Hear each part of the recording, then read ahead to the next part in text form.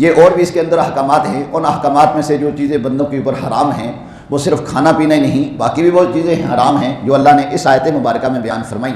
فرمایا قل تعالوا اتل ما حرم ربکم علیکم الا تشرکوا بہ شیئا. اے محبوب صلی اللہ علیہ وسلم آپ فرمائیں کہ لوگوں آؤ میں تمہیں پڑھ کر سناؤں جو تم پر تمہارے رب نے حرام کیا ہے. کیا کیا؟ نمبر 1 اللہ تشرکوا بہ شیئا، کہ اس کا کسی کو شریک نہ ٹھہراؤ. اللہ کے ساتھ کسی بت کو، کسی ولی نبی کو شریک ٹھہرانا، جیسے اللہ کر سکتا ہے ویسے یہ بھی کر سکتا ہے، تو یہ شرک ہوگا اور یہ حرام ہے.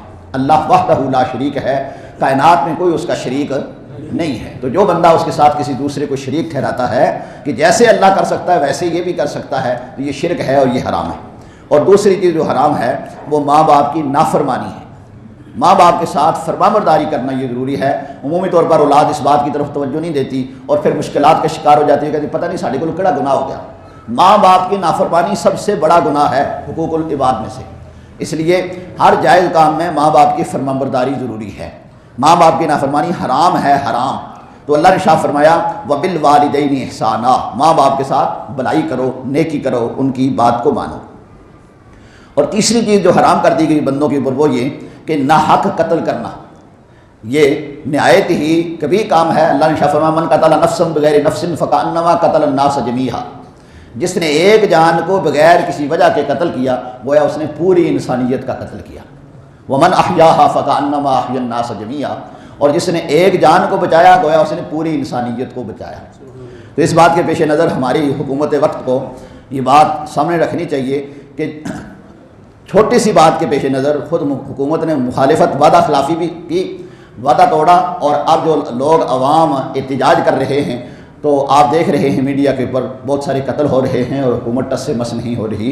یہ یاد رکھیں کہ حکومت کی یہ ذمہ داری ہوتی ہے کہ وہ اپنے رعایا کی خبر گیری کرے اور ناجائز کسی کا قتل نہ ہونے دے. جو بندہ کسی کو ناجائز قتل کرے گا، ایک کو نہیں، اس نے پوری انسانیت کا قتل کیا ہے. اور دوسری جگہ رب کائنات نے ارشاد فرمایا وَمَن يَقْتُلْ مُؤْمِنًا مُتَعَمِّدًا فَجَزَاؤُهُ جَهَنَّمُ خَالِدًا فِيهَا وَغَضِبَ اللَّهُ عَلَيْهِ وَلَعَنَهُ وَأَعَدَّ لَهُ عَذَابًا عَظِيمًا، کہ جو کسی مسلمان کو جان بوجھ کر قتل کرے اس کی سزا جہنم ہے اور اس پہ اللہ کا غضب ہے اور وہ جہنم میں ہمیشہ ہمیشہ رہے گا. تو ہمیں ایک دوسرے کو قتل کرنے یا قتل کے درپے ہونے اور ان جیسے کاموں سے اللہ نے منع فرمایا ہے. فرمایا وَلَا تَقْتُلُوا أَوْلَادَكُم مِّنْ إِمْلَاقٍ، اپنی اولاد کو قتل نہ کرو مفلسی کے ڈر سے کہ بچے ہوں گے جناب کھائیں گے کہاں سے، اور بچہ پیدا ہونے سے پہلے ہی ضائع کرا دیا، حمل ضائع کرا دیا، یا بچہ پیدا ہوتے ہی قتل کرا دیا جس طرح دور جاہلیت میں ہوتا تھا اور اب اس سے بھی زیادہ ہوتا ہے کہ بچیاں بڑی ہوں گی تو کھائیں گی کہاں سے. اس ڈر سے اولادوں کو قتل کر دیتے تھے، تو یہ اللہ نے حرام قرار دیا. اللہ نے شاہ فرمایا نحن نرزقکم وإیاہم، ہم تمہیں اور انہیں سب کو رزق دیتے ہیں. اللہ نے شاہ فرمایا اے انسان تو دنیا میں آیا تھا اپنے رزق ساتھ لے کے نہیں آیا، جس رب نے تجھے کھلایا ہے اور تیری اولاد کو بھی کھلا دے گا. لہذا اس ڈر سے اولاد کو قتل کرنا کہ زیادہ بچے ہو جائیں گے تو کھائیں گے کہاں سے، یہ حرام حرام حرام ہے. اور دو مزید جو چیزیں بندوں کے اوپر حرام وہ ہے، فرمایا وَلَا تَقْرَبُوا الْفَوَاحِشَ مَا ظَهَرَ مِنْهَا وَمَا بَطَنَ، اور بے حیائیوں کے پاس نہ جاؤ جو ان میں کھلی ہوں یا پوشیدہ. کھلی سر عام بازار میں وہ بد نگاہی کر رہا ہے، کسی کو چھیڑ رہا ہے، اور اسی طرح ایسی باتیں کر رہا ہے جو گالی گلوچ ہیں اور برائی کی طرف انسان کو لے کے جاتی ہیں، یہ سر عام منع ہے. اور پوشیدہ طور پر آج کل موبائل نے برائی کو اور عام کر دیا کہ روزہ رکھا ہوا ہے یا کسی بھی حالت میں ہے اور چار دیواری کے اندر ہے اور گندی فلمیں دیکھ رہا ہے، ننگی فلمیں دیکھ رہا ہے. تو یہ یاد رکھیے اگر کوئی نہیں دیکھتا تو خدا تو بندہ تجھے دیکھ رہا ہے. اللہ رب العالمین نے ارشاد فرمایا ان السمع والبصر والفؤاد کل اولئک کان عنہ مسئولا، کہ بے شک کانوں سے، آنکھوں سے اور دل سے، ان تینوں سے کل قیامت کے دن سوال کیا جائے گا. یہ اللہ کی نعمتیں ہیں. تو گانے سنو گے تو پوچھا جائے گا کہ انسان یہ کان تجھے گانے سننے کے لیے نہیں، قرآن کی تلاوت سننے کے لیے دیے تھے، نعتیں سننے کے لیے دیے تھے، اللہ کے احکامات سننے کے لیے دیے تھے.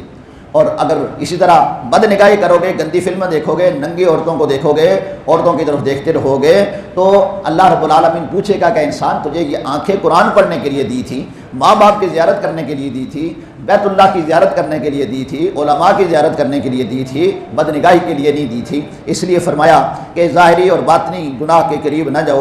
وَلَا تَقْتُلُوا النَّفْسَ الَّتِي حَرَّمَ اللَّهُ إِلَّا بِالْحَقِّ، اور جس جان کو اللہ نے حرام قرار دیا ہے اسے قتل نہ کرو، ذالکم وصاکم بہ لعلکم تعقلون، یہ تمہیں حکم فرمایا ہے کہ تم عقل کرو اور عقل سے کام لو۔ اللہ نے ہمیں عقل عطا فرمائی ہے تاکہ ہم اس کے احکامات کے اوپر عمل کریں۔ اللہ رب العالمین احکامات الہیہ کے اوپر عمل کرنے کی توفیق نصیب فرمائے۔